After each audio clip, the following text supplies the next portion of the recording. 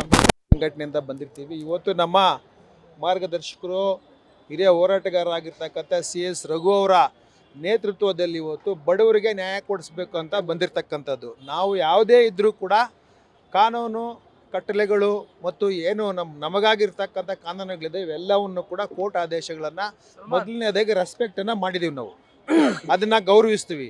Court ಆದೇಶಗಳನ್ನು ಉಲ್ಲಂಘನೆ ಮಾಡಿ ನಮಗೆ ಸಪೋರ್ಟ್ ಮಾಡಿ ಅಂತ ನಾವು ಯಾವತ್ತೂ ಕೂಡ ಕೇಳಕ್ಕೆ ಬಂದಿಲ್ಲ. ಆದರೂ ಕೂಡ ಇಲ್ಲಿ ಆರ್ಡ್ರೇ ಒಂದು ಕಡೆಗಿದ್ರೆ, ಹೈಕೋರ್ಟ್ ಆರ್ಡ್ರೇ ಒಂದು ಕಡೆಗಿದ್ರೆ ಖಾಲಿ ಮಾಡಿಸ್ಬೇಕು ಅಂತೇಳಿ ಇವರು ಮಾಡಿಸ್ತಾ ಇರೋದೇ ಬೇರೆ ಕಡೆ. ಅವೆಲ್ಲವೂ ಕೂಡ ಯಾರೋ ಸಿಲಿಂಡ್ರ್ ಇಟ್ಕೊಂಡು ವ್ಯಾಪಾರ ಮಾಡೋ ಅಂಥದ್ದು, ಮತ್ತು ಇಲ್ಲೇನು ಬೀದಿ ಬಾದಿ ರೋಡೆಲ್ಲ ಬ್ಲಾಕ್ ಮಾಡೋ ಅಂಥದ್ದು ಬೀದಿ ಬಾದಿ ಅಂಗಡಿಗಳು ಅಲ್ಲ, ಅವು ಇಲ್ಲೀಗಲ್ ಅಲ್ಲ.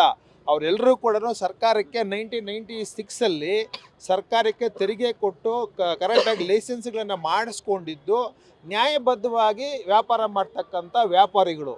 ಇವರ ಹೊಟ್ಟೆ ಮೇಲೆ ಇವತ್ತು ಹೊಡಿಬೇಕು ಅಂತೇಳಿ ಎಲ್ಲ ಡಾಕ್ಯುಮೆಂಟ್ಸು ತೋರಿಸಿದ್ರು ಕೂಡ ಅಧಿಕಾರಿಗಳಿಗೆ ಯಾವುದೇ ರೀತಿ ತಲೆಗೆ ಹಾಕೊಳ್ಳದೆ ಕಿವಿಗೆ ಹಾಕೊಳ್ಳದೆ ಎಲ್ಲ ಹೊಡೆದು ಡೆಮಾಲಿಷನ್ ಮಾಡ್ತಾ ಇದ್ದಾರೆ. ಈಗ ಅವ್ರು ಹೇಳ್ತಾ ಇದ್ದಾರೆ ಯಾವುದೇ ಆದೇಶಗಳಿದ್ರು ಕೂಡ ನಾವು ಇದನ್ನೇನು ಕೂಡ ಇವಾಗ ನೋಡಲ್ಲ, ನೀವು ಬೇಕಾದ್ರೆ ಕೋರ್ಟ್ಗೆ ಹೋಗಿ ನಾವು ಮಾಡೋ ಕೆಲಸನೇ ಮಾಡ್ತೀವಿ ಅಂತ ಹೇಳ್ತಾ ಇದ್ದಾರೆ. ಇದು ಒಂಥರ ಕೇಳಕ್ಕೆ ಬೇಜಾರಾಗ್ತಾ ಇದೆ. ನಾವು ಎಲ್ಲಿದ್ದೀವಿ, ಯಾವ ದೇಶದಲ್ಲಿದ್ದೀವಿ, ಯಾವ ರಾಜ್ಯದಲ್ಲಿದ್ದೀವಿ ಅಂತ ಅನುಮಾನ ಬರೋ ರೀತಿಯಲ್ಲಿ ಇವತ್ತು ಆಗ್ತಾ ಇದೆ. ನ್ಯಾಯಬದ್ಧವಾಗಿ ಎಲ್ಲ ಒಂದು ಇವತ್ತು ಎಲ್ಲ ಒಂದು 200 ಅಂಗಡಿ ಇದೆ, 200-300 ಅಂಗಡಿಗಳೈತೆ. ಇವರೆಲ್ಲರೂ ಕೂಡ ಎಲ್ಲರ ಹತ್ರ ಕೂಡ ಲೈಸೆನ್ಸ್ ಇದೆ, ಎಲ್ಲರೂ ಕೂಡ ಸರ್ಕಾರಕ್ಕೆ ಟ್ಯಾಕ್ಸ್ ಕಟ್ಟಿ ಇವರು ಮಳಿಗೆಗಳನ್ನ ಕಟ್ಕೊಂಡಿರ್ತಕ್ಕಂಥದ್ದು.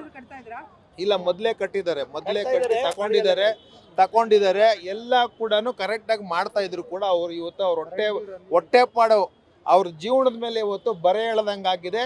ಇವರೆಲ್ಲ ಕೆಲಸ ಕಾರ್ಯಗಳು ಇಲ್ದಿರ, ಬಡ್ಡಿಗಳು ಕಟ್ದಿರ, ಸಾಲಗಳು ಕಟ್ದಿರ, ಮಕ್ಕಳನ್ನ ಓದಿಸ್ದಿರ, ಕ್ರಿಮಿನಲ್ಗಳಾಗ್ದಿರ, ದೇಶ ಹಾಳಾಗ್ದಿರ ಇನ್ನೇನಾಗ್ಬೋದು? ಆಯ್ತು, ಇದಕ್ಕೆ ಪರ್ಯಾಯ ವ್ಯವಸ್ಥೆ ಏನಾದರೂ ಮಾಡಿ ಆದರೂ ನೋಡಿ ಜಾಗದಲ್ಲಿ ಮಾಡ್ಕೊಳ್ಳಿ, ನಿಮ್ಮ ಪಕ್ಕದಲ್ಲಿ ಜಾಗ ಕೊಟ್ಟಿದ್ದೀವಿ ಅಂತ ಮಾಡ್ತಾ ಇದ್ದಾರಾ? ಅದು ಇಲ್ಲ. ಇವೆಲ್ಲ ಕೂಡ ಒಂದೇ ಹೇಳಕ್ಕೆ ಇಷ್ಟಪಡ್ತೀನಿ, ಬಡವ್ರಿಗಿನ್ನ ಮೇಲೆ ಉಳಿಗಾಲ ಇಲ್ಲ ಅಂತ ಹೇಳೋದಕ್ಕೆ